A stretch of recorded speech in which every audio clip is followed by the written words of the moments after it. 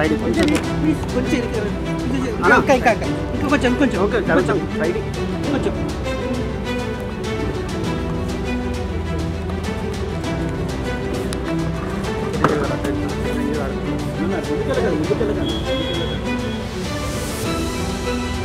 కలిగేట please పల్లె కలిగే please side please నా side please side please side please side please side రండి please side right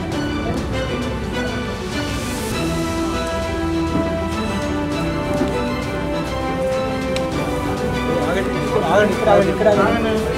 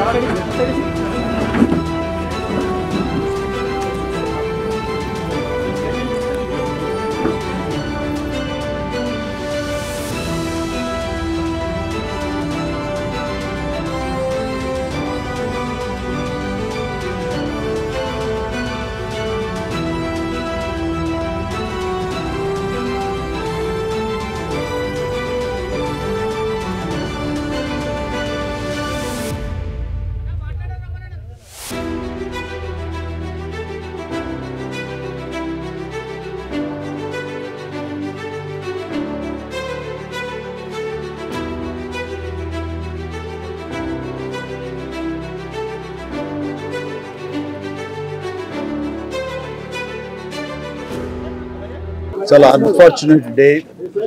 నా మిత్రుడు 46 సంవత్సరాల అసోసియేషన్ నాకు రాజేంద్ర ప్రసాద్ గారికి,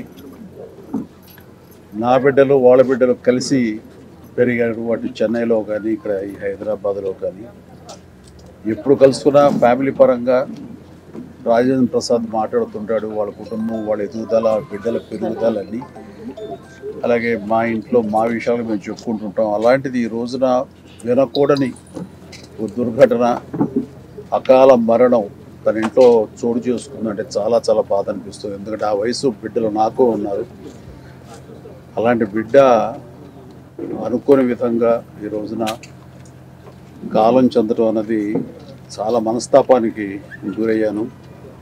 ఈ సమయంలో ఎలా తీసుకుంటాడు, ఏమిటి అన్నవి ఎలా ఓదార్చాలి అని వచ్చిన నాకు తన యొక్క జీవితంలో ఒక పరిపూర్ణమైనటువంటి వ్యక్తిగా ఈ రోజున కనిపించాడు. అందరికి తెలిసి అందరు నవ్వించే, అందరికీ వినోదం పంచే రాజేంద్ర ప్రసాద్ ఈ రోజున తన వీట విషాదం జరిగింది. ఆ విషాదం ఎలా తీసుకుంటాడు అని అనుకుంటే తనకున్నటువంటి వ్యక్తిత్వంతో ఆ బాధను కూడా దిగమింగుకుని మళ్ళీ తప్పదు జీవితంలో మనం అన్ని చవి చూడాలి, భగవంతుడు ఎన్ని పరీక్షలా పెడతాడంటూ ఒక వేదాంతలాగా తను మాట్లాడుతుంటే మరింత బాధ అనిపించింది. అలాంటి నా మిత్రుడికి ఇలాంటి సంఘటన జరగకూడదు. ఎందుకంటే